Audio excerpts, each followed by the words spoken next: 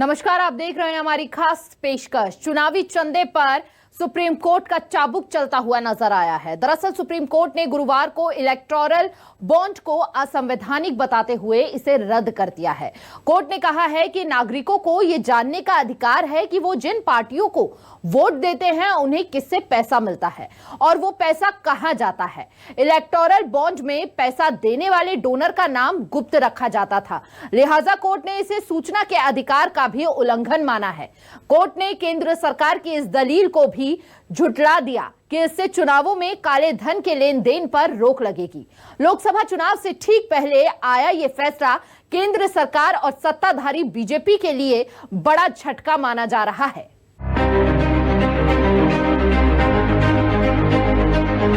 देर आया दुरुस्त आया। देश की सबसे बड़ी अदालत ने चुनावी चंदे पर चाबुक चला ही दिया। सुप्रीम कोर्ट ने चुनावी बॉन्ड योजना को सूचना के अधिकार का उल्लंघन बताया, इलेक्टोरल बॉन्ड को असंवैधानिक बता दिया।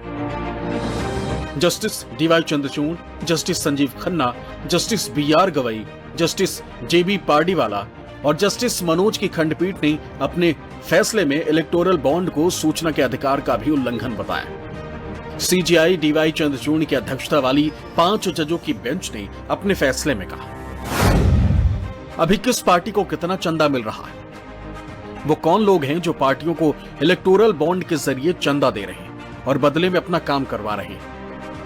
ये पारदर्शी नहीं, ये स्कीम आपत्तिजनक है। योजना साफ और स्पष्ट होनी चाहिए। नागरिकों का ये जानने का अधिकार है कि सरकार का पैसा कहां से आता है और कहां जाता है। जो लोग भी बॉन्ड खरीदने वाले हैं और जिसे दे रहे हैं, ऐसे गुमनाम चुनावी बॉन्ड के बारे में सूचना के अधिकार के तहत जानकारी होनी चाहिए। जानकारी से रोकना आरटीआई का उल्लंघन है। दानदाताओं को गोपनीयता महत्वपूर्ण है, लेकिन पूर्ण छूट देकर राजनीतिक फंडिंग में पारदर्शिता हासिल नहीं की जा सकती। चुनावी बॉन्ड योजना को यह कहकर उचित नहीं ठहराया जा सकता कि इससे राजनीति में काले धन पर अंकुश लगाने में मदद मिलेगी। इस योजना से सत्ताधारी पार्टियों को फायदा उठाने में मदद मिलेगी। भारतीय स्टेट बैंक चुनावी बॉन्ड प्राप्त करने वाले राजनीतिक दलों और उनसे प्राप्त जानकारी की डिटेल जारी करे। साथ ही इसे मार्च तक भारतीय चुनाव आयोग ईसीआई को सौंपे। चुनाव आयोग को 13 मार्च तक इस जानकारी को अपनी आधिकारिक वेबसाइट पर प्रकाशित करना होगा। राजनीतिक दल इसके बाद खरीदारों के खाते में चुनावी बॉन्ड की राशि वापस कर देंगे। 2018 में इस स्कीम के लागू होने के तुरंत बाद सीपीआईएम, कॉमन कॉज और एसोसिएशन फॉर डेमोक्रेटिक रिफॉर्म सहित कई संगठनों ने अदालत में इसे चुनौती दी थी। कॉमन कॉज और एडीआर की तरफ से वरिष्ठ वकील प्रशांत भूषण ने अपनी दलील में दावा किया था कि नागरिकों को वोट मांगने वाली पार्टियों और उम्मीदवारों के बारे में जानकारी पाने का पूरा अधिकार है। सुप्रीम कोर्ट के फैसले को प्रशांत भूषण ने इंसाफ की जीत बताया, तो साथ ही कहा कि इस फैसले से लोकतंत्र मजबूत होगा। एक बहुत ही महत्वपूर्ण फैसला सुप्रीम कोर्ट ने दिया, जिसका कि बहुत लंबा असर होगा हमारी पूरी चुनावी लोकतंत्र के ऊपर। उन्होंने ये इलेक्टोरल बॉन्ड की स्कीम कॉम्प्रिहेंसिवली स्ट्राइक डाउन कर दी है, ये कहते हुए कि इसमें जो एनोनिमस एलिमेंट इन्होंने लाया कि भाई किसी को पता नहीं लगे कि भाई ये इलेक्टोरल बॉन्ड किसने खरीदे और किसको दिए, ये बिल्कुल हमारे जनता के सूचना के अधिकार के खिलाफ है, जो कि एक मौलिक अधिकार है जनता का। कि जितने भी इलेक्टोरल बॉन्ड्स खरीदे गए और जो जमा करे गए, पॉलिटिकल पार्टियों ने जो अपने खातों में जमा करे, उसका पूरा ब्यौरा स्टेट बैंक ऑफ इंडिया, जिसके पास ये सारी इंफॉर्मेशन है, वो इलेक्शन कमीशन को दे और ये पब्लिक वेबसाइट पर डाला जाए, जिससे कि जनता को पता लगे। जिस तरीके से ये स्कीम लाई गई थी उसमें काफी ब्लैक मनी को बढ़ावा दिया गया है। एक ट्रांसपेरेंसी नहीं है इसमें। आप किसी का नाम डिस्क्लोज नहीं हो रहा। इसके पहले नाम डिस्क्लोज होता था और एक निश्चित 2000 रुपए से ज्यादा आप अगर नहीं दे सकते थे कैश में। अब इन्होंने कितने भी रुपए आप जो है बॉन्ड खरीदिए बैंक में जाके और पार्टी को डोनेट कर दीजिए। इससे ट्रांसपेरेंसी तो पूरी तरीके से खत्म हो गई और निश्चित रूप से कहीं ना कहीं डेमोक्रेसी के लिए बहुत बड़ा खतरा है। तो मैंने इसमें पिटीशन दायर करी थी कि इस स्कीम को रद्द किया जाए। It should be transparent. आज जो जजमेंट आया है डॉक्टर जया ठाकुर की पिटीशन पे, एक हिस्टोरिकल वर्डिक्ट है और इलेक्टोरल बॉन्ड की स्कीम को वो सेटिसाइड किया है। जो तीनों के तीनों अमेंडमेंट थे, फाइनेंस एक्ट का, कंपनी एक्ट का, पीपल रिप्रेजेंटेशन एक्ट के जो अमेंडमेंट थे उनको अनकॉन्स्टिट्यूशनल माना है और ये माना है कि जनता का जो राइट टू नो का अधिकार है उसको सुरक्षित रखना जरूरी है डेमोक्रेसी के लिए, क्योंकि इस तरीके की जो स्कीम थी ये थ्रेट थी डेमोक्रेसी के लिए। इसने एक ट्रांसपेरेंसी हमारे इलेक्टोरल फंडिंग, पॉलिटिकल फंडिंग में इंट्रोड्यूस की है। पिछले 6 साल से ये स्कीम चल रही थी जिसके तहत जो फंडिंग हो रही थी पॉलिटिकल पार्टी की वो एक तरह से सीक्रेटिव फंडिंग हो रही थी, तो वो अब खत्म हो गई है। जजमेंट इमीडिएटली ऑपरेशनल हो गया है। तो आज की डेट में जो इलेक्टोरल बॉन्ड अनएनकैश्ड हैं उनको रिटर्न करना होगा ताकि जनता को, आम सिटीजन्स को पता चल जाए किसने कितना पैसा दिया।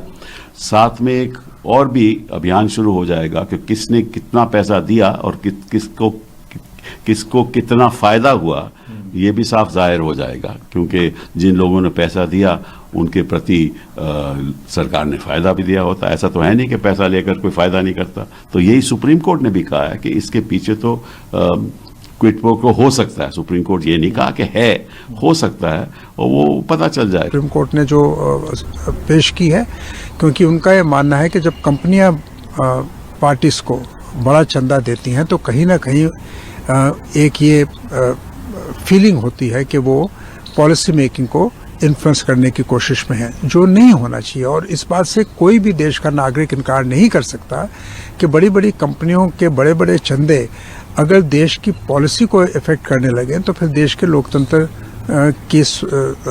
की ट्रांसपेरेंसी का या पारदर्शिता का तो कोई सवाल ही नहीं। सवाल है कि सुप्रीम कोर्ट ने केंद्र सरकार की जिस स्कीम को असंवैधानिक बताते हुए बैन कर दिया है वो आखिर है क्या? इलेक्टोरल बॉन्ड राजनीतिक दलों को चंदा देने का एक वित्तीय जरिया है। ये एक वचन पत्र की तरह है जिसे भारत का कोई भी नागरिक या कंपनी भारतीय स्टेट बैंक की चुनिंदा शाखाओं से खरीद सकता है और अपनी पसंद के किसी भी राजनीतिक दल को गुमनाम तरीके से दान कर सकता है। भारत सरकार ने इलेक्टोरल बॉन्ड योजना की घोषणा 2017 में की थी। इस योजना को सरकार ने 29 जनवरी 2018 को कानूनन लागू कर दिया था। इस योजना के तहत भारतीय स्टेट बैंक राजनीतिक दलों को धन देने के लिए बॉन्ड जारी कर सकता है। कोई भी भारतीय नागरिक या कंपनी, कारोबारी, कॉरपोरेशन चुनावी बॉन्ड खरीद सकते हैं। 1000, 10,000, 1 लाख, 10 लाख और 1 करोड़ मूल्यों के बॉन्ड खरीदे जा सकते हैं। राजनीतिक दलों को चुनावी बॉन्ड जारी होने से 15 दिन के भीतर इन कैश कराना होता है। इलेक्टोरल बॉन्ड में चंदा देने वाले डोनर का नाम नहीं होता। केंद्र की मोदी सरकार जब इलेक्टोरल बॉन्ड स्कीम लेकर आई थी तब दावा यही किया गया था कि इससे सियासी चंदे में काले धन के लेन देन का खात्मा होगा और राजनीतिक दलों के लिए रकम जुटाने की प्रक्रिया पारदर्शी हो जाएगी। लेकिन आलोचकों का कहना है कि इलेक्टोरल बॉन्ड का असर सरकार के दावे के ठीक उलट हुआ है, यानी इस बॉन्ड ने चंदे के रहस्य पर पर्दा डाल दिया। सरकार के मुताबिक अब तक 19 किस्तों में 1.15 अरब डॉलर कीमत के इलेक्टोरल बॉन्ड बेचे जा चुके हैं। चुनाव में खर्चों और पारदर्शिता पर नजर रखने वाली संस्था एसोसिएशन फॉर डेमोक्रेटिक रिफॉर्म्स यानी एडीआर की रिपोर्ट के मुताबिक 2022-23 में कॉर्पोरेट डोनेशन का 90% सिर्फ केंद्र की सत्ताधारी पार्टी बीजेपी को मिला, जबकि मुख्य विपक्षी दल कांग्रेस को 10% भी नहीं मिला। जाहिर है सुप्रीम कोर्ट के इस फैसले से मोदी सरकार और सत्ताधारी बीजेपी को बहुत बड़ा झटका लगा है। तो वहीं कांग्रेस समेत तमाम विपक्षी दल इस फैसले से गदगद नजर आ रहे हैं। विपक्ष के कई नेता तो इलेक्टोरल बॉन्ड को घोटाला कहने से भी नहीं चूक रहे। ये साबित कर दिया है सुप्रीम कोर्ट ने कि मोदी सरकार सूट, बूट, झूठ और लूट की सरकार है। ये जो इलेक्टोरल बॉन्ड स्कीम लाया गया था ये गैर कानूनी है और ये हमारे संविधान के खिलाफ है। अगर ये स्कीम को खारिज कर दिया गया है तो जो पैसा जिस राजनीतिक पार्टी को स्कीम द्वारा मिला था, क्या वो पैसा वापस भी करना पड़ेगा? ये निर्णय एक बहुत ही प्रामाणिक उद्देश्य के लिए लाया गया था। This decision was undertaken for a very laudable objective to bring in transparency in electoral funding. चुनाव में पारदर्शिता हो फंडिंग में, इसके लिए लाया गया था। चुनाव में कैश का प्रभाव कम हो उसके लिए भी लाया गया था। इस बात को समझना बहुत जरूरी है। सुप्रीम कोर्ट ने एक ऐतिहासिक निर्णय दिया है और भारतीय जनता पार्टी की ब्लैक मनी कन्वर्शन स्कीम यानी इलेक्टोरल बॉन्ड स्कीम को खारिज कर दिया। कांग्रेस पार्टी पहले दिन से ये मांग करती आ रही है। देश के अनेकों नागरिक और संगठन ये मांग करते आ रहे हैं कि इलेक्टोरल बॉन्ड स्कीम काले धन को सफेद करने का गोरख धंधा है। ये जजमेंट जो आया इसका हम स्वागत करते हैं। हम समझते हैं कि जिस तरीके से देश के अंदर राजनीतिक भ्रष्टाचार को कानूनी दर्जा दिया गया, ये एक बहुत ही गंभीर बात है। सुप्रीम कोर्ट का आज जजमेंट आया है, उससे कुछ उम्मीद जगी है और जो इलेक्टोरल बॉन्ड हुआ करता था और है भी बीजेपी के सरकार के द्वारा लाया गया था कि चोर दरवाजे से बीजेपी को बड़े पूंजीपतियों से चंदा मिल रहा था, उसी चंदे के ताकत के बल पर चुनाव लड़ रहे थे। देखिए, बहुत बड़ा जजमेंट है और जहां तक सरकार और प्रधानमंत्री की बात है, ये उनके तमाम मंसूबे और जितनी वो क्लेम करते थे कि भ्रष्टाचार के खिलाफ हम मुहिम चलाएंगे, उस पूरी क्लेम को और उनके पूरे प्लेटफॉर्म को ध्वस्त करने वाला ये जजमेंट है। जहां तक कांग्रेस की टिप्पणी मैंने सुना नहीं है, अगर उन्होंने कहा है कि घूस लेके दिया गया है, अगर ये कहा है तो जिनका पूरा संस्कार घूस पर है, वो अगर ये आरोप लगाते हैं तो बड़ा हास्यास्पद लगता है। देखिए, सुप्रीम कोर्ट के फैसले पर मेरे को इतना ही कहना है कि वो तो कानून हो गया देश का। जब सुप्रीम कोर्ट फैसला करता है तो देश का कानून हो जाता है।